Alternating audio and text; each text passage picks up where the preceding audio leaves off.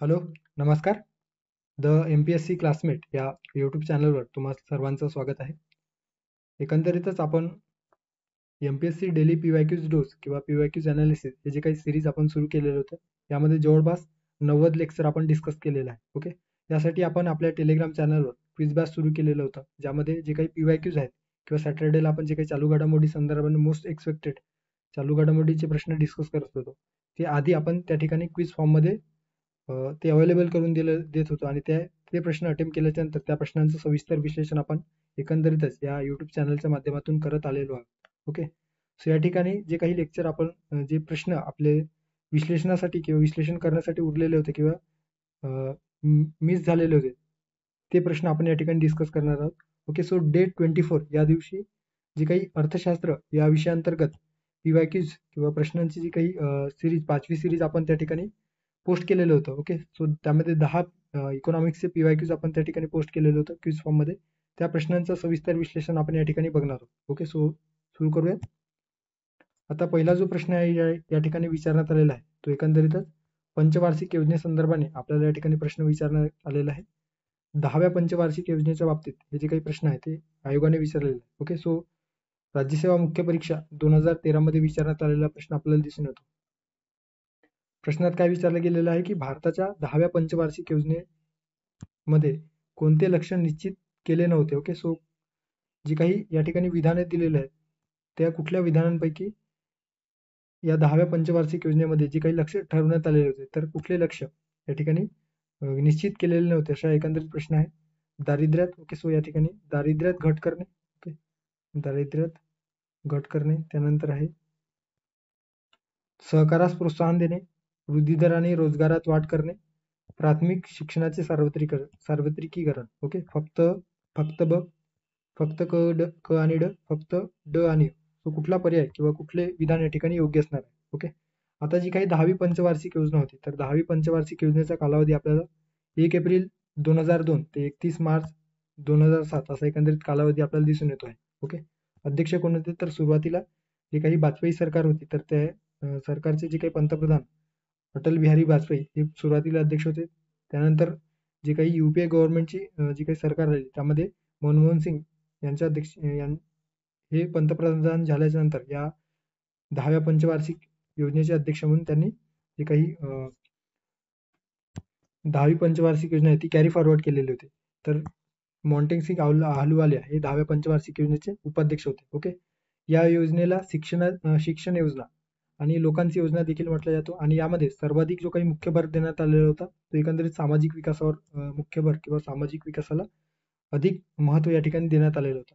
आता शिक्षण योजना म्हणून शिक्षण योजना का नाव देण्यात आलेलं होतं, तर याच दरम्यान साधारणतः 2002 मध्ये 86वी घटना दुरुस्ती करण्यात आलेली होती. ओके, सो या ठिकाणी बघू शकता 86वी घटना दुरुस्ती 2002 अंतर्गत आपल्या भारतीय राज्यघटनेत कलम 21 याचा समावेश करून जे काही प्राथमिक शिक्षणाचा अधिकार आहे तो मूलभूत अधिकार बनवण्यात आलेला होता. ओके, सो म्हणूनच याला शिक्षणाची योजना किंवा शिक्षण योजना म्हणून ओळखलं जातं.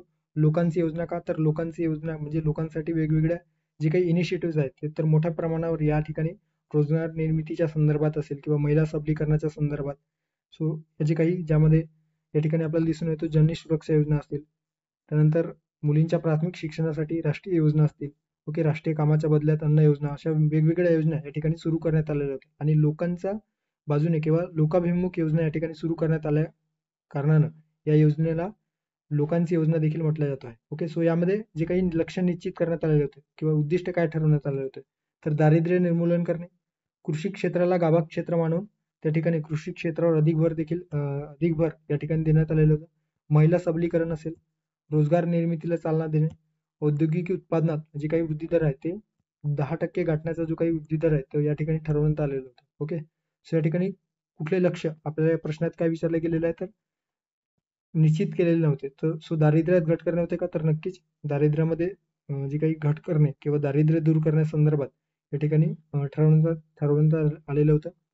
त्यानंतर ब दिलेलं आहे सहकारास प्रोत्साहन. सो सहकारास प्रोत्साहन या योजनेमध्ये स्वीकारण्यात आलेलं नव्हतं. ओके, सो वृद्धी दर आणि रोजगारात वाढ करणे होतं का, तर नक्कीच या 10व्या पंचवार्षिक योजनेचे जे काही लक्ष्य आहे त्यामध्ये वृद्धी दर आणि रोजगारामध्ये वाढ करणे हे होतं. त्यानंतर आहे प्राथमिक शिक्षणाचे सार्वत्रिकीकरण. ओके, सो या दरम्यान 86वी घटना दुरुस्तीने जे काही प्राथमिक शिक्षणाचा अधिकार आहे तो मूलभूत अधिकार म्हणून आपल्या भारतीय राज्यघटनेच्या कलम 21 मध्ये समावेश करण्यात आलेला होता. ओके, किंबहुना 21 हे जे काही नवीन कलम आहे ते आपल्या भारतीय राज्यघटनेमध्ये नव्याने जोडण्यात आलेलं होतं. ओके, सो त्यामुळे ड देखील या ठिकाणी योग्य असणार आहे. ओके, सो या ठिकाणी कुठले जे काही लक्ष्य आहे ते निश्चित करण्यात आलेले नव्हते, तर ब सहकारास प्रोत्साहन हे या 10व्या पंचवार्षिक योजनेचे लक्ष्य नव्हते, तर ते 11व्या पंचवार्षिक योजनेचे लक्ष्य होते. कारण 11वी पंचवार्षिक योजना जी आहे ती 1 एप्रिल 2007 ते 31 मार्च 2012 अशा पद्धतीने 2012च्या जवळपास, आणि जी काही सहकार संदर्भात जो काही घटनादुरुस्ती झालेला आहे तो एकंदरीतच 2011 मध्ये 97वी घटनादुरुस्ती 2011 यामध्ये सहकारासंदर्भात वेगवेगळे जे काही तरतूद आहे, महत्वाचे जे काही बदल आहेत ते आपल्या राज्यघटनेमध्ये करण्यात आलेले होते. ओके, सो सहकारास प्रोत्साहन हे 11व्या पंचवार्षिक योजनेचे लक्ष होते, ना की 10व्या पंचवार्षिक योजने. त्यामुळे या ठिकाणी पर्याय क्रमांक 2 फक्त ब या प्रश्नाचं योग्य पर्याय असणार आहे. ओके, सो पर्याय क्रमांक 2 या प्रश्नाचं योग्य आन्सर आहे असं आपण म्हणू शकतो. सो या ठिकाणी भारत निर्माण योजना लक्षात ठेवू शकता.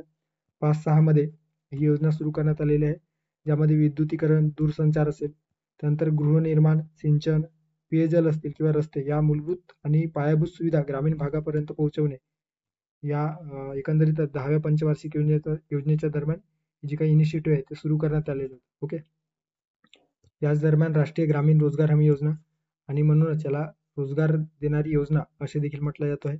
2 फेब्रुवारी 2006 पासून या योजनेची सुरुवात झालेली होती. वंदे मातरम योजना. ओके, सो महिलांसाठी जे काही गरोदर माता आहे त्यांचं आरोग्य सुधारण्यासाठी म्हणून जे काही वंदे मातरम योजना सुरू करण्यात आलेली होती. सो पर्याय क्रमांक 2 या प्रश्नाचा योग्य पर्याय असणार आहे. ओके, पुढे जाऊया.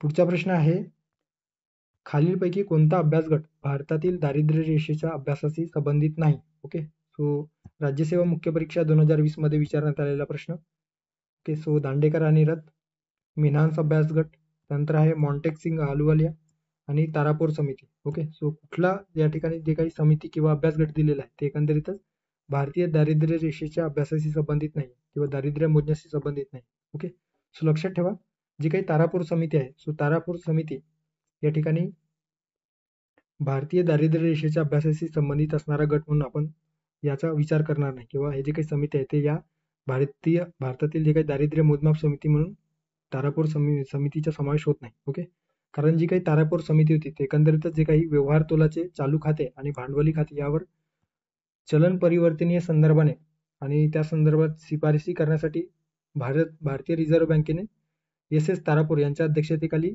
जी काही समिती गठीत करण्यात आलेली होती. ओके, सो ही समिती कशासाठी होती, तर भांडवली खात्यात आणि चालू खात्यामध्ये रुपयाचे जे काही परिवर्तनीयता आहे ते घडवून आणण्यासाठी म्हणून आरबीआयद्वारे एस तारापूर यांच्या अध्यक्षतेखाली जी समिती स्थापन केलेली होती तर त्यालाच एस तारापूर समिती म्हटलं गेलं आहे, ज्याच्यामध्ये सुरजित भल्ला असतील, एम जी भिडे, त्यानंतर R.H. पाटील, A.V. राजवाडे, अजित रांडे इत्यादी सदस्य दिसून येतात. ओके, या समितीने अर्थात एस तारापूर समितीने 3 जून 1917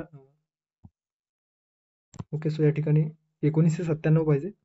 ओके, सो 3 जून 1997 हे जे काही त्यांनी जो शिफारशी संदर्भात जो काही अहवाल आहे तो सादर केलेला होता. ओके, सो यामध्ये जे काही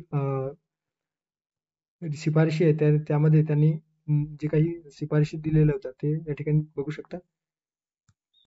याच्यामध्ये जे काही समितीने भांडवली खात्याच्या परिवर्तने संदर्भात ओके, सो भांडवली खात्याच्या संदर्भाने रुपयाच्या परिवर्तनेसाठी त्यांनी अर्थव्यवस्थेची स्थिती अभ्यासून 1997, 98, 99, 2000 अशा 3 टप्प्यामध्ये परिवर्तनास भांडवलाची जी काही भांडवलीय किंवा भांडवली खात्यावर रुपयाची जी काही परिवर्तनीयता आहे ती साध्य होईल अशा पद्धतीने 3 टप्प्यात ती साध्य करता येईल अशा पद्धतीने जी काही शिफारशी आहे ते सुचवलेलं होतं. ओके, बाकी जे काही शिफारशी आहेत ते तुम्ही या ठिकाणी वाचू शकता. ओके, सो पर्याय क्रमांक 4 या प्रश्नाचा योग्य पर्याय असणार आहे.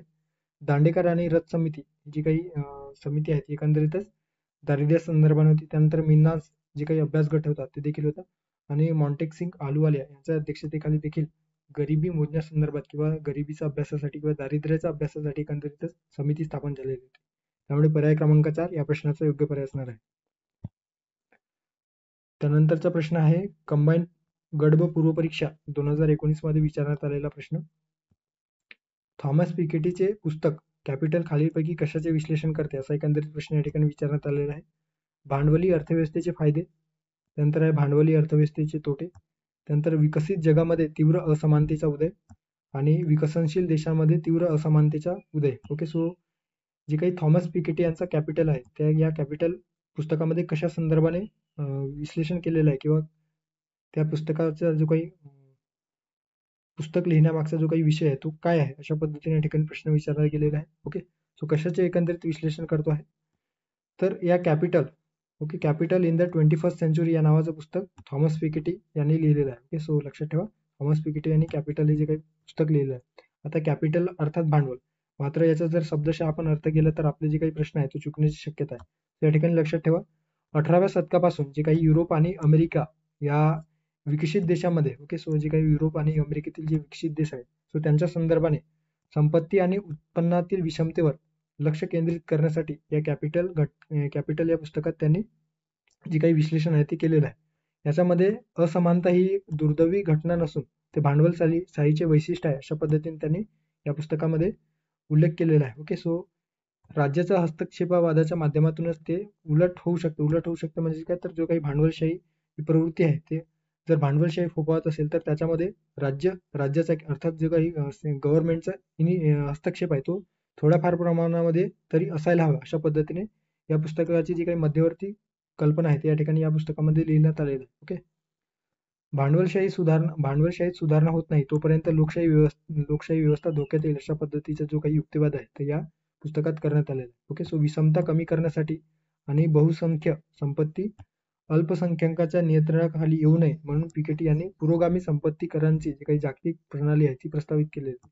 थोडक्यात काय तर यांनी एकंदरीत पिकेटी यांनी जी काही भांडवलशाही प्रवृत्ती आहे ती पॉझिटिव्ह भांडवलशाही प्रवृत्तीला त्यांनी चालना देण्यासाठी म्हणून या पुस्तकामध्ये जे काही निष्कर्ष आहे किंवा एकंदरीत विश्लेषण आहे ते केलेलं आहे. ओके, सो या ठिकाणी लक्षात ठेवा विकसित जगामध्ये तीव्र असमानतेच्या उदय संदर्भात, ओके, कारण विषमता विकसित जगाच्या संदर्भात त्या ठिकाणी किंवा विकसित जे काही देश आहे त्या संदर्भात बोलल्या गेलेलं आहे. ओके, सो भांडवली अर्थव्यवस्थेचे फायदे आहे का तर नाही, याचा उल्लेख या ठिकाणी करण्यात आलेला नाही. भांडवली अर्थव्यवस्थेचे तोटे हे देखील नाही या ठिकाणी दिलेलं आहे. विकसित जगामध्ये तीव्र असमानतेचा उदय त्या संदर्भाने विश्लेषण या ठिकाणी केलेलं आहे. विकसनशील देशाचा विचार या ठिकाणी केलेला नाही, त्यामुळे पर्याय क्रमांक क अर्थात जे काही विधान क या ठिकाणी योग्य असणार आहे. सो पर्याय क्रमांक 3 या प्रश्नाचं योग्य पर्याय असणार आहे. ओके, सो पर्याय क्रमांक 3 या प्रश्नाचा योग्य पर्याय आहे असं आपण म्हणू शकतो. पुढे जाऊयात. त्यानंतरचा जो प्रश्न आहे तो एकंदरीतच राज्यसेवा मुख्य परीक्षा 2013 मध्ये विचारण्यात आलेला प्रश्न आपल्याला या ठिकाणी दिसून येतो आहे. ओके, या प्रश्नात आपल्याला विचारण्यात आलेला आहे की एकंदरीतच जे काही रोस्टो आहे, ओके, सो रोस्टो कोण होते तर अमेरिकेतील, ओके, न्यूयॉर्क या शहरातील एक अर्थतज्ञ होते आणि या रोस्टोने the stages of economic growth हे जे काही पुस्तक लिहिले आहे त्याच्यामध्ये आपण बघतो आहोत की विकसित देश किंवा विकसनशील देश त्यानंतर अविकसित देश हे जे काही बायफर्केशन आहे ते कशा पद्धतीने ते आपण बायफर्केशन केलेलं आहे त्याचं जे काही क्रायटेरिया आहे तेच क्रायटेरिया यांनी आपल्या पुस्तकातून the stages of economic growth या पुस्तकात त्यांनी मांडलेलं आहे. ओके, सो याच्यामध्ये एखादी अर्थव्यवस्था सुरुवातीला कशा पद्धतीने अविकसित असते त्यानंतर त्याच्यामध्ये कशा पद्धतीने बदल होत जाऊन आणि ते एका पर्टिक्युलर मोमेंटमध्ये किंवा पर्टिक्युलर वेळी किंवा एका विशिष्ट कालावधीनंतर ते अतिशय उच्च स्तरावर जाऊन त्याच्यामध्ये जे काही विकसित जो काही अर्थव्यवस्था आहे ती कशी बनते हे जे काही टप्पे आहेत ते या पुस्तकामध्ये किंवा या the stages of economic growth यामध्ये स्पष्ट केलेलं आहे. ओके, सो रोस्टोच्या stages of economic growth, okay, so रोस्टोच्या स्टेजेस ऑफ इकॉनॉमिक ग्रोथ या पुस्तकात प्रायोगिक वृद्धीसाठी पुढीलपैकी आवश्यक पुरवठ काय आहे अशा पद्धतीने ठिकाणी प्रश्न विचारला गेलेला आहे. ओके, सो जे काही त्यांनी या पुस्तकात जे स्टेजेस मांडलेले आहेत तर त्या स्टेजेस पैकी कुठला जो काही घटक आहे तो पूर्ववत म्हणून विचारात घेण्यात आलेला आहे असा एकंदरीत प्रश्न या ठिकाणी विचारण्यात आलेला आहे. ओके, सो लक्षात ठेवा जे काही स्टेजेस ऑफ इकॉनॉमिक ग्रोथ यामध्ये 5 प्रकारचे किंवा 5 स्टेजेस त्यांनी सांगितलेले आहे ते आपण थोडक्यात बघणार आहोत, नंतर प्रश्न सॉल्व्ह करूयात. ओके, सो याला रोस्टो मॉडेल देखील म्हटलं गेलेलं आहे. Okay, so Rostow stage of economic growth, so theoretical part आहे मात्र यावर अलीकडे 2023 मध्ये आपण बघितलेलं आहे की इकॉनॉमिक ग्रोथ आणि इकॉनॉमिक डेव्हलपमेंटवर थेरिटिकल बेस्ड प्रश्न विचारण्यात आलेला होता. ओके, सो त्यामुळे जे काही मेन्समध्ये किंवा मुख्य परीक्षेत विचारला जाणारा जो काही थेरोटिकल पार्ट आहे तो अलीकडे पूर्व परीक्षेमध्ये विचारला जातो. त्या अनुषंगाने म्हणून जे काही बेसिक किंवा ओव्हरव्ह्यू या पद्धतीने आपण हे जे काही प्रश्न आहेत ते आपण घेत आहोत. ओके, सो जे काही रोस्टो यांनी जो मॉडेल मांडलेला होता, ज्यामध्ये त्यांनी इकॉनॉमिक ग्रोथ कशा पद्धतीने ग्रो करत जातो, सो त्याच्यामध्ये 5 स्टेजेस त्यांनी सांगितलेलं होतं, ज्यामध्ये सर्वात आधी जी काही आहे तर त्याच्यात ट्रॅडिशनल सोसायटी, त्यानंतर pre condition for take off, त्यानंतर take off, drive of maturity आणि age of mass consumption. Okay, आता ट्रॅडिशनल सोसायटी म्हणजे काय तर या ठिकाणी आपण मराठीतही दिलेलं आहे. ओके, सो आयोगाने ज्या पद्धतीने पर्याय दिलेले होते. ओके, सो या ठिकाणी बघू शकता सामाजिक वरकड भांडवल. आता हे जे काही मराठी ट्रान्सलेशन आहे त्या मराठी ट्रान्सलेशन पेक्षा आपण कधीही इंग्लिशमध्ये हे जर रीड केलेलं असेल तर ते लवकर सॉल्व्ह होऊ शकतो. ओके, सो या ठिकाणी पारंपरिक समाज, ज्याला ट्रॅडिशनल सोसायटी म्हटलं गेलेलं आहे, त्यानंतर टेक ऑफची पूर्वअट अर्थात pre condition for take off, त्यानंतर टेक ऑफ, परिपक्वतेकडे वाटचाल करणे, ड्राईव्ह टू मॅच्युरिटी. ओके, त्यानंतर आहे उच्च सामूहिक वापराचे वरचढ भांडवल. ओके, सो त्यालाच उच्च सामूहिक वापराचे वरचढ भांडवल अर्थात इंग्लिशमध्ये त्याला एज ऑन मास कन्झम्पशन अशा पद्धतीने म्हटलं गेलेलं आहे. ओके, सो लक्षात ठेवा. सो या ठिकाणी जी काही ट्रॅडिशनल सोसायटी आहे, सुरुवातीला जी काही अर्थव्यवस्था आहे ती अर्थव्यवस्था कशी असते तर एका ट्रॅडिशनल, जर आपण आपल्या देशाचा किंवा एकंदरीत आपल्या भारताच्या संदर्भाने विचारात घेतलं तर सुरुवातीला जी काही प्राचीन काळी आपली जी अर्थव्यवस्था आहे ती एकंदरीतच वस्तू विनिमय पद्धत किंवा बार्टर सिस्टम अशा पद्धतीने होते. टेक्नॉलॉजी त्यावेळेस डेव्हलप झालेली नव्हती. ओके, जे काही आपण शेती वगैरे करत होतो तर ते आपण हाताच्या म्हणजे जे काही यंत्र हातापासून तयार केलेले. ओके, सो हातापासून तयार केलेले इन द सेन्स जी काही विशिष्ट जे काही यंत्र वगैरे आहेत, ॲडव्हान्स टेक्नॉलॉजी त्यावेळेस उपलब्ध नव्हते. ओके, सो मनुष्य एखाद्या ठिकाणी एखादा स्वतः किंवा त्याने तयार केलेल्या यंत्राचा वापर करून शेती व्यवसाय वगैरे करत होता. ओके, सो विशिष्ट जे काही मॅन्युफॅक्चरिंग जी काही वस्तू निर्मिती आहे ते एका पर्टिक्युलर ट्रॅडिशनल पद्धतीने त्या ठिकाणी ट्रॅडिशनल सोसायटी म्हणून या ठिकाणी म्हटलं गेलं आहे. सो ट्रॅडिशनल पद्धतीने केलं जात होतं. सो इकॉनॉमिक्स मधील हा पहिला टप्पा म्हटला गेलेला आहे. त्यानंतर pre condition for take off. Okay, so pre condition for take off म्हणजे काय तर थोडा त्याच्यामध्ये हळूहळू जी काही सोसायटी आहे त्याच्यामध्ये विकसितपणा किंवा एकंदरीत विकसित होऊ लागली. नवनवीन तंत्रज्ञानाचा शोध लागला, चाकाचा शोध लागल्याच्या नंतर जे काही व्हील आहे ते तयार होऊ लागले आणि एकंदरीतच 4 चाकी किंवा 2 चाकी जी काही गाडी आहे ती तयार व्हायला सुरुवात झाली. तर त्याला pre condition for take off. आता त्यामुळे काय झालं तर एकंदरीत एका ठिकाणाहून दुसऱ्या ठिकाणी जी काही वस्तू आहे तर वस्तू किंवा माल वाहतूक करण्यासाठी जी काही यंत्रणा आहे ती सज्ज होऊ लागली. आता जी काही यंत्रणा ती सज्ज झाली, चाकाचा शोध लागल्यामुळे यंत्रणा सज्ज झाली आणि एका शहरातून दुसऱ्या शहरात किंवा एका गावातून दुसऱ्या गावात जो काही वस्तू विनिमय पद्धतीने जो आधी चालायचा तो आता हळूहळू चलन जी काही विनिमय पद्धती आहे ती अस्तित्वात येऊ लागली आणि व्यवसाय एका पर्टिक्युलर ठिकाणून दुसऱ्या पर्टिक्युलर ठिकाणाकडे होऊ लागलेलं होतं. ओके, सो त्याला pre condition of take off अशा पद्धतीने म्हटलं गेलेलं आहे. ओके, सो यामध्ये बघू शकता people's possibility for improvement. Okay, so growing specialisation and commercialisation skills, investment infrastructure. Okay, so जी काही पायाभूत सुविधा आहे तर या काळामध्ये किंवा या पिरियडमध्ये pre condition for take off मध्ये डेव्हलप होऊ लागलेले होते. त्यानंतर टेक ऑफची स्थिती. ओके, सो तिसरं जे स्टेज आहे रोस्टोच्या म्हणण्यानुसार, सो त्यांनी सांगितलेले जे काही ग्रोथ मॉडेल आहे त्याच्यामध्ये तिसरा स्टेज आहे टेक ऑफ. टेक ऑफ म्हणजे काय तर अलीकडे जे काही इंडस्ट्रियल रिव्होल्युशन आहे त्या इंडस्ट्रियल रिव्होल्युशनमध्ये जी काही टेक ऑफची स्थिती आहे ती आपल्याला दिसून येतो.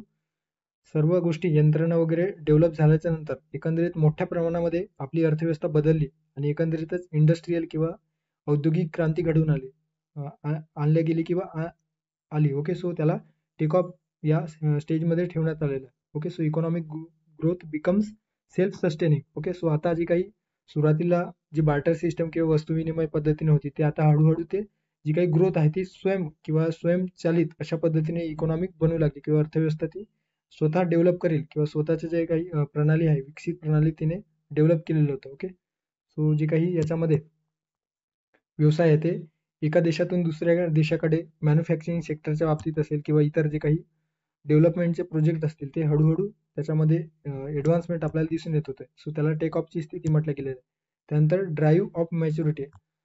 याच्यामध्ये आपल्याला विकसित देशामध्ये मोठ्या प्रमाणामध्ये रेंज ऑफ डोमेस्टिक वाईडनेस, त्यानंतर replacement of imports and domestic product. Okay, so production संदर्भात बोललं गेलेलं आहे. ओके, सो आंतरराष्ट्रीय व्यापाराला चालना मिळू लागली. एका देशाचे जे काही वस्तू आणि वस्तू जे असतात ते दुसऱ्या देशामध्ये विकले जाऊ लागले.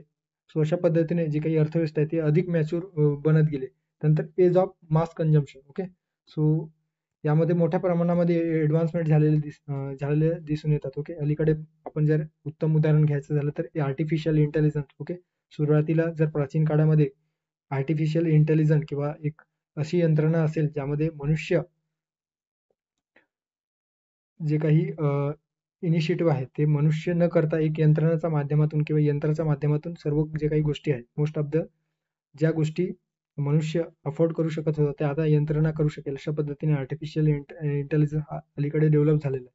सो त्यालाच या ठिकाणी एज ऑफ मास कन्झम्पशन म्हटलं गेलेलं आहे. ओके, सो हाय क्वालिटी आणि वर्ल्ड क्लास इन्फ्रास्ट्रक्चर डेव्हलप झालेलं आहे. ओके, सो अशा पद्धतीने 5 स्टेजेसमध्ये इकॉनॉमिक ग्रोथ डेव्हलप होत असते. अशा पद्धतीने रुस्टो यांनी 1960च्या दशकामध्ये जे काही मॉडेल आहे ते मांडलेले होतं. ओके, सो त्यालाच रुस्टो मॉडेल म्हटलं गेलेलं आहे. ओके, या ठिकाणी लक्षात ठेवा रुस्टोच्या आर्थिक वृद्धीचे 5 टप्पे. ओके, सो इंग्लिशमध्ये लक्षात ठेवा पारंपरिक समाज अर्थात ट्रॅडिशनल सोसायटी.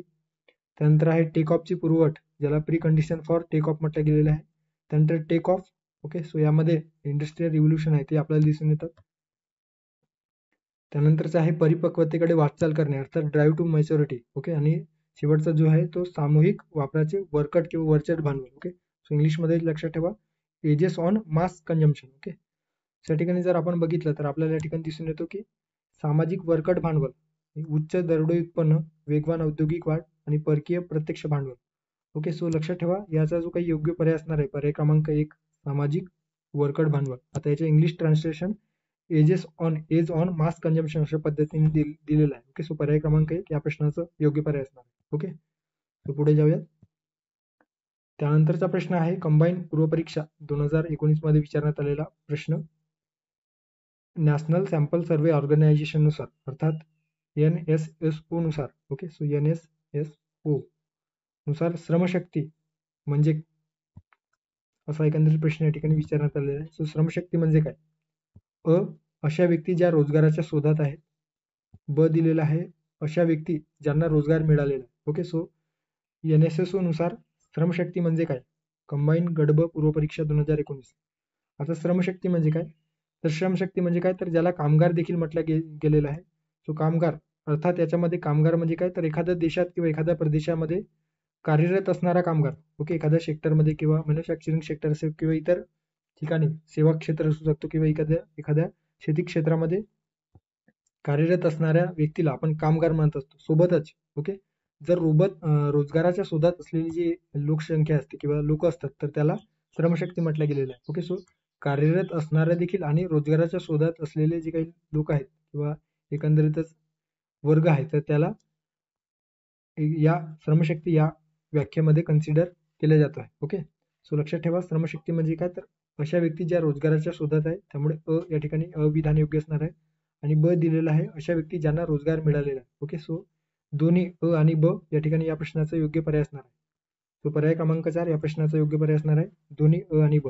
ओके, आता जी काही कार्यरत लोकसंख्या आहे त्याच्यामध्ये वयाची लोकसंख्या जी काही कार्यरत वयाची लोकसंख्या साधारणतः 15 ते 64 ज्याला कार्यक्षम लोकसंख्येचा गट अशा पद्धतीने म्हटलं गेलेलं आहे. सो कार्यक्षम लोकसंख्येचा गट ज्यांचे जे काही वय आहे ते 15 ते 64च्या दरम्यान आपल्याला दिसून येतो. ओके, आणि यानुसार श्रमशक्ती जी काही सहभाग दर आहे ते काढत असतात. ओके, ज्यामध्ये लेबर फोर्स पार्टिसिपेशन रेट ज्याला श्रमशक्ती सहभाग दर म्हटलं गेलेला आहे ज्याच्यामध्ये लक्षात ठेवा लेबर फोर्स किती आहे.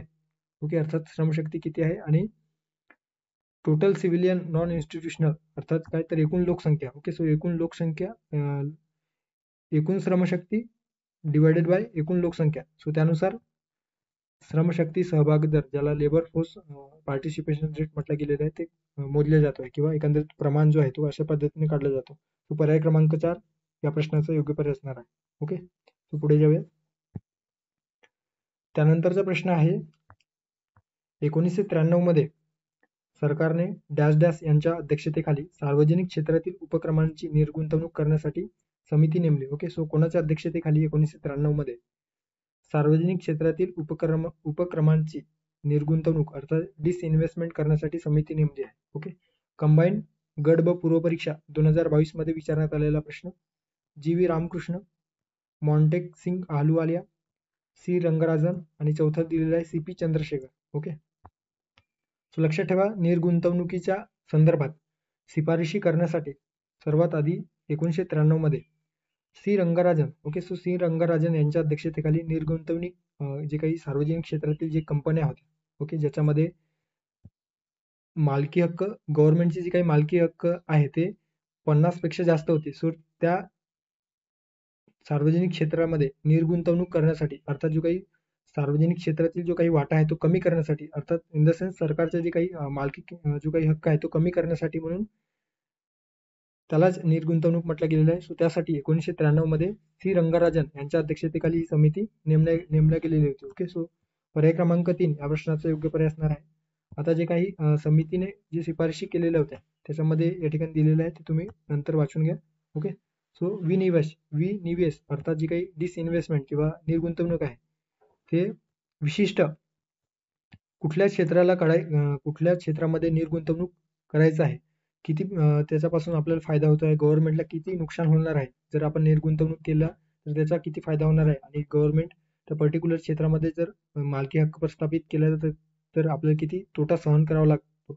यानुसार प्रत्येक युनिटची जी काही ओळख आहे ते एकंदरीतच त्या पद्धतीने त्या प्रत्येक क्षेत्राला आयडेंटिफाय करून, जे काही सार्वजनिक किंवा पब्लिक सेक्टर एंटरप्राइजेस आहेत त्यांना आयडेंटिफाय करून, आणि विशेषतः संरक्षण आणि अणुऊर्जा वगळता कोणत्याही स्तरापर्यंत म्हणजे जे काही निर्गुंतवणुकीचे किंवा जे डिसइन्व्हेस्टमेंटची जी काही टक्केवारी आहे त्यानुसार निर्गुंतवणूक करण्याची तरतूद या संदर्भात जी काही शिफारश आहे ते या सी रंगराजन समितीने केलेली होती. थोडक्यात काय तर सार्वजनिक पब्लिक सेक्टरमध्ये जे काही कंपन्याज वगैरे असतील किंवा जे काही फर्म असतील तर त्यांना कुठल्या फर्मला डिसइन्व्हेस्टमेंट करायचं आहे किंवा कुठल्या फर्म पासून आपल्याला तोटा सहन करावा लागतो आहे, त्या पद्धतीने त्या एखाद्या सार्वजनिक क्षेत्रातील जी कंपनी आहे त्याला डिसइन्व्हेस्टमेंट किंवा निर्गुंतवणूक करण्यासाठी बाहेर काढायचं किंवा मार्केटमध्ये ते उभा करायचं, अशा पद्धतीने शिफारस या 1993 मध्ये सी रंगराजन यांच्या अध्यक्षतेखाली जी समिती स्थापन झाली होती त्यांनी केलेली होती. ओके, सो यामध्ये संरक्षण आणि अणुऊर्जा हे दोन वगळता जे काही मालकी हक्क आहे, सरकारचे जे काही मालकी हक्क आहे ते संरक्षण आणि अणुऊर्जा यामध्ये असायला पाहिजे, अशा पद्धतीने शिफारस त्यांनी केलेली होती. ओके, सो त्यानंतर पारदर्शकता, निर्गुंतवणूक करताना पारदर्शक असली पाहिजे आणि कामगारांच्या हक्कांचे रक्षण केले पाहिजे, अशी देखील शिफारस केलेली होती. निर्गुंतवणुकीच्या जे काही इनिशिएटिव्ह घेताना किंवा प्रक्रिया पार पाडताना ती सुरळीतपणे आणि योग्य पद्धतीने निर्गुंतवणूक घडवून येईल अशा पद्धतीने देखरेख करण्यासाठी म्हणून एक स्वायत्त संस्था स्थापन करावी, म्हणूनच आपण डिसइन्व्हेस्टमेंट आयोग स्थापन केलेलं होतं. ओके, सो 1996 मध्ये जे काही या ठिकाणी दिलेलं आहे G V. Ramakrishna, okay, so G V. Ramakrishna यांच्या अध्यक्षतेखाली निर्गुंतवणूक आयोग 1996 मध्ये स्थापन केलेलं होतं. सो या संदर्भात जी काही शिफारस आहे ती याआधी सी रंगराजन यांच्या अध्यक्षतेखाली जी समिती स्थापन करण्यात आली होती त्यांनी सुचवलेली होती. ओके, सो अशा पद्धतीने वेगवेगळ्या जी काही समिती आहे, जी काही शिफारशी आहे ते या समितीने केलेली होती. ओके, सो डिसइन्व्हेस्टमेंटच्या बाबतीत आयोगाने कंबाईन पूर्व परीक्षेत जे काही प्रश्न आहे ते विचारलेले होते. सो पर्याय क्रमांक 3 या प्रश्नाचं योग्य पर्याय असणार. ओके, पुढे जाऊयात. सो लक्षात ठेवा, 57 उद्योगांच्या खाजगीकरणाच्या सूचनांसह अनेक जे काही अहवाल आहे ते या 1996 मध्ये स्थापन झालेले जे काही जी.व्ही. रामकृष्ण यांच्या अध्यक्षतेखाली जे आयोग स्थापन झाले होते त्यांनी केलेले होते. ओके, मात्र याआधी निर्गुंतवणुकीच्या संदर्भात शिफारशी करण्यासाठी सी रंगराजन यांच्या अध्यक्षतेखाली ही समिती गठीत झालेली होती. ओके, पुढे जाऊया. पुढचा प्रश्न आहे, फार जुना प्रश्न आहे, एमपीएससी पूर्व परीक्षा अर्थात राज्यसेवा पूर्व परीक्षा 2012 मध्ये विचारण्यात आलेला प्रश्न. आयात निर्यात धोरणासंदर्भाने जे काही आयात निर्यात संस्था आहेत, ओके, सो त्याच्या बाबतीत खालील विधाने दिलेली आहेत असा एकंदरीत प्रश्न आहे. ओके, सो या ठिकाणी प्रश्नात किंवा एकंदरीत विधाने काय दिलेलं आहे तर निर्यातदारांना राजकीय व वाणिज्य जोखमीसाठी विमा संरक्षण प्रदान करण्याचे कार्य या आयात निर्यात संस्थेच्या माध्यमातून होतो आहे का.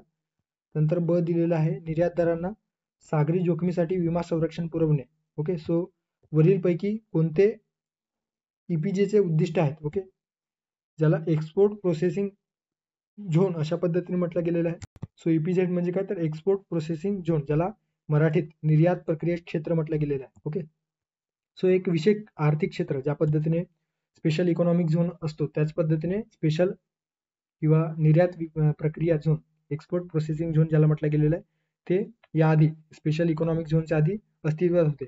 सो या माध्यमातून काय केलं जायचं तर याच्यामध्ये निर्यात आयात जे एका देशातून दुसऱ्या देशामध्ये आपण जे वस्तू आणि सेवांची जी काही आयात निर्यात करत असतो, सो ते आयात निर्यात करणाऱ्या जे काही कंपनीज किंवा एकंदरीत आयात निर्यात या प्रणालीमध्ये जे गुंतलेले घटक आहेत त्यांना अनेक सुविधा व प्रोत्साहन देण्यासाठी म्हणून EPZ ही जी काही झोन आहे किंवा निर्यात प्रक्रिया क्षेत्र स्थापन करण्यात आलेलं आहे. ओके, सो लक्षात ठेवा, निर्यात प्रक्रिया क्षेत्र प्राधिकरण अध्यादेश 1980 अंतर्गत 1980 मध्ये EPZ ची स्थापना झालेली होती. ओके, सो अध्यादेशाद्वारे ही स्थापन करण्यात आलेलं होतं.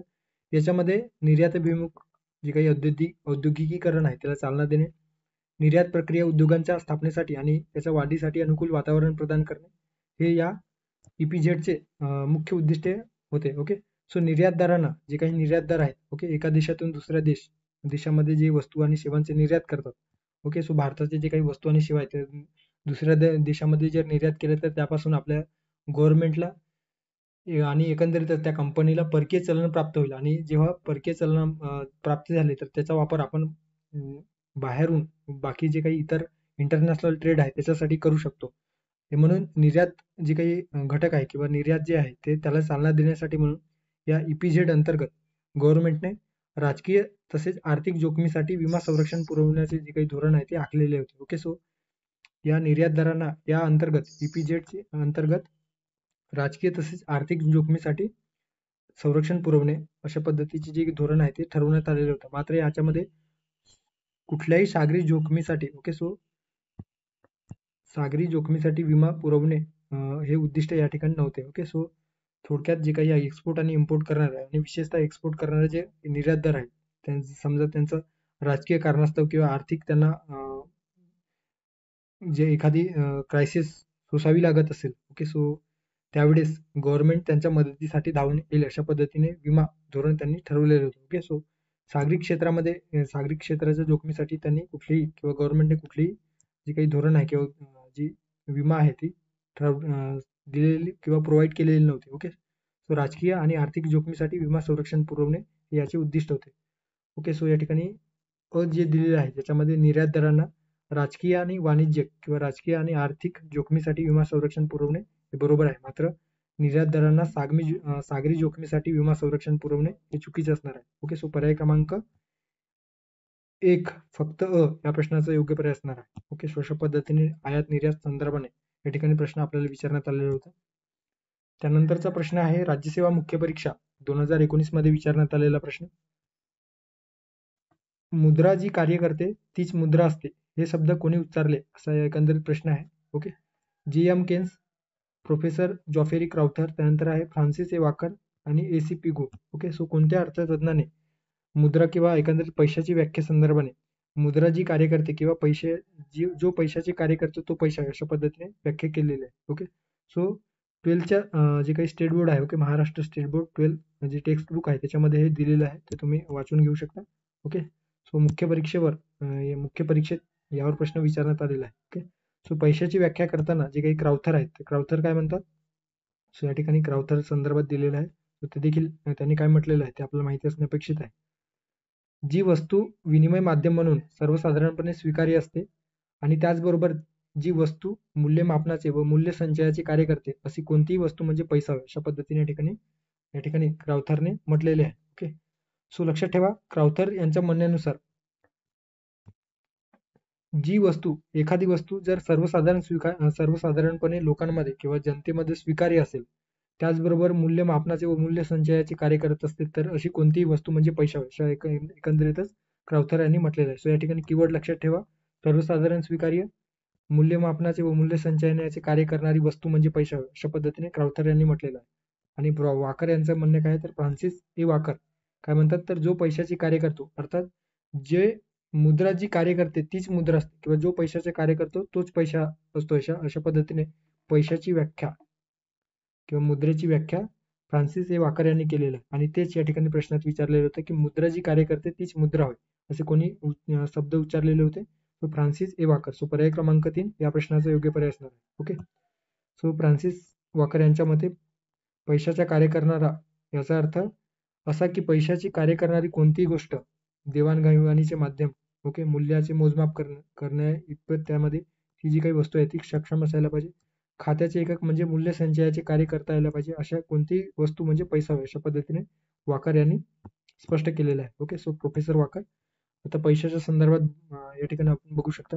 सुरुवातीला सर्वात आधी पशुपैसा अर्थात जे काही एका प्राण्याच्या बदल्यात दुसरा प्राणी असा स्वीकार जो काही प्राचीन काळामध्ये विनिमयाचे माध्यम आपल्याला दिसून येतो. त्यानंतर वस्तू विनिमय होते. त्यानंतर धातू ओके सो सोन्या चांदीच्या बदल्यात वेगवेगळ्या वस्तू घेणे अशा पद्धतीने धातूंची नाणी आली. त्यानंतर कागदी पैसा, पत पैसा ओके प्लास्टिक पैसा, अलीकडे इलेक्ट्रॉनिक पैसा आलेला आहे. ओके ब्लॉक चेन वगैरे आपण बघतो आहोत. ओके सो बिटकॉइन वगैरे जे आहेत ते एकंदरीत या इलेक्ट्रॉनिक पैसे या कन्सेप्टमध्ये समावेश होतो. ओके सो पर्याय क्रमांक 3 या प्रश्नाचा योग्य पर्याय असणार आहे. त्यानंतरचा प्रश्न आहे मुद्रास्फीती अर्थात चलनवाढ या संदर्भाने या ठिकाणी प्रश्न विचारला गेलेला आहे. राज्यसेवा मुख्य परीक्षा 2012 मध्ये विचारण्यात आलेला प्रश्न. मुद्रास्फीतीच्या वाढीच्या सरकारचा कर महसुलीवर कसा प्रभाव पडतो असा एकंदरीत प्रश्न विचारला गेलेला आहे. ओके सो मुद्रास्फीती अर्थात काय तर जे काही चलनवाढ आहे सो चलनवाढीच्या सरकारच्या कर महसुलावर कसा प्रभाव पडतो. कर महसूल वाढते, कर महसूल कमी होते किंवा कर वसुली घटते, कर वसुली अप्रभावित राहते किंवा कर वसुली पहिले वाढते व नंतर घटते. ओके सो लक्षात ठेवा जे काही चलनवाढीचे परिणाम आपण याआधी चलनवाढी संदर्भाने अर्थात इन द सेन्स जे काही इन्फ्लेशन आहेत सो इन्फ्लेशनमध्ये कुठले परिणाम सकारात्मक दिसून येतात आणि कुठले परिणाम नकारात्मक दिसून येतात हे आपण आपल्या या युट्यूब चॅनलच्या प्लेलिस्टमध्ये तुम्ही जाऊन बघा. त्या ठिकाणी राज्यसेवा पूर्व परीक्षा 2024च्या अनुषंगाने आपण मोस्ट एक्सपेक्टेड टॉपिक बघितलेला आहे. ओके आणि ज्यावर फ्रिक्वेंटली आयोग प्रश्न विचारतो आहे ते आपण त्या ठिकाणी सविस्तर डिस्कस केलेला आहे. ओके सो त्यामध्ये चलनवाढ हे जे काही टॉपिक आहे ते सविस्तर आपण त्या ठिकाणी डिस्कस केलेलं आहे. ओके सो चलनवाढीच्या काळामध्ये जे काही सरकारच्या कर महसूल वसुलीमध्ये अनुकूल फायदा होतो. ओके सो एकंदरीत कर वसुलीमध्ये फायदा कसा होतो तर चलनवाढीच्या काळामध्ये जे काही कर भरणारे जे करदाता असतात त्यांना गव्हर्नमेंटने आकारलेली कर हे इतर मार्केटच्या जे काही वस्तू जे चलनवाढ आहे ते चलनवाढीचा जो काही मूल्य आहे त्यानुसार कमी वाटतो किंवा एकंदरीत कर भरलं तर ते आपल्याला स्वस्त दरामध्ये ते कर भरता येईल किंवा एकंदरीत जो आधीचा जो निश्चित केलेला जो दर असतो ओके तो त्या प्रमाणानुसार पर्टिक्युलर व्यक्तींना किंवा जे करदाता असतात तर त्यांना वाटत असतो आणि म्हणून अशा वेळेस चलनवाढीच्या काळामध्ये ते जास्तीत जास्त टॅक्सेस जे आहेत ते टॅक्सेस गव्हर्नमेंटकडे पे करत असतात आणि यामुळे परिणाम काय दिसून येतो तर एकंदरीतच कर महसुलामध्ये वाढ होतो आणि कर वसुलीत देखील वाढते. ओके या ठिकाणी चलनवाढीच्या काळामध्ये सरकारच्या कर वसुलीमुळे कसा प्रभाव पडतो तर एकंदरीत कर वसुलीची जी काही प्रमाण आहे ते वाढत असते. ओके सो पर्याय क्रमांक 1 या प्रश्नाचं योग्य आन्सर असणार आहे. ओके सो पर्याय क्रमांक 1 या प्रश्नाचं योग्य आन्सर असणार आहे. चलनवाढीचे परिणाम या ठिकाणी दिलेले आहे.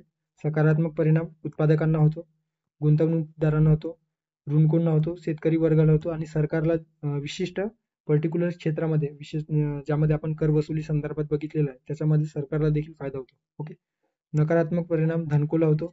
ओके पगारदार कर्मचारी आहेत त्यांना होतो नकारात्मक. त्यानंतर असंघटित कामगारांना देखील चलनवाढ सोसावं लागते. त्यानंतर निश्चित बचत करणारे जे घटक आहेत किंवा कुटुंब आहेत त्यांना देखील याचा जे काही वाईट प्रभाव आहे किंवा नकारात्मक परिणाम आहे तो सोसावा लागतो. आता जे काही सकारात्मक परिणाम आणि नकारात्मक परिणाम काय आहे ते सविस्तर आपण त्या लेक्चरमध्ये डिस्कस केलेलं आहे. सो मी परत तुम्हाला ते लेक्चर बघायसाठी नक्की रिक्वेस्ट करेन, तुम्ही बघू शकता. ओके सो पुढे जाऊयात.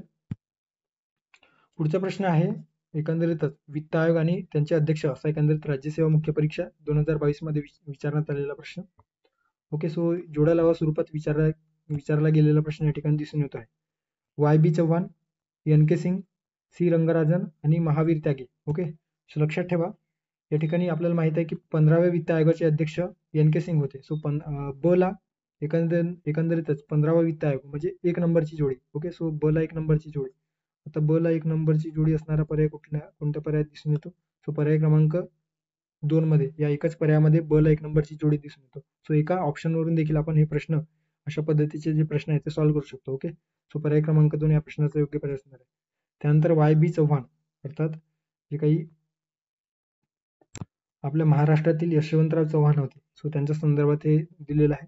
सो वाय बी चव्हाण कोणत्या वित्त आयोगाचे अध्यक्ष होते तर लक्षात ठेवा 8व्या वित्त आयोगाचे अध्यक्ष 1982 मध्ये वाय बी चव्हाण यांच्या अध्यक्षतेखाली स्थापन झालेलं होतं. ओके, सो अ ला 3 नंबरची जोडी. ओके, सो अ ला 3 नंबरची जोडी, ब ला 1 नंबरची जोडी. त्यानंतर सी रंगराजन कोणत्या वित्त आयोगाचे अध्यक्ष होते तर लक्षात ठेवा 12th अर्थात 12व्या वित्त आयोगाचे अध्यक्ष होते, ज्याची स्थापना 2002 मध्ये झाली होती आणि अध्यक्ष सी रंगराजन. ओके, सो क ला 2 नंबरची जोडी आणि ड दिलेला आहे महावीर त्यागी. सो महावीर त्यागी या ठिकाणी 5th अर्थात 5व्या वित्त आयोगाचे अध्यक्ष होते. ओके, ज्याची स्थापना 1968 मध्ये झालेली होती.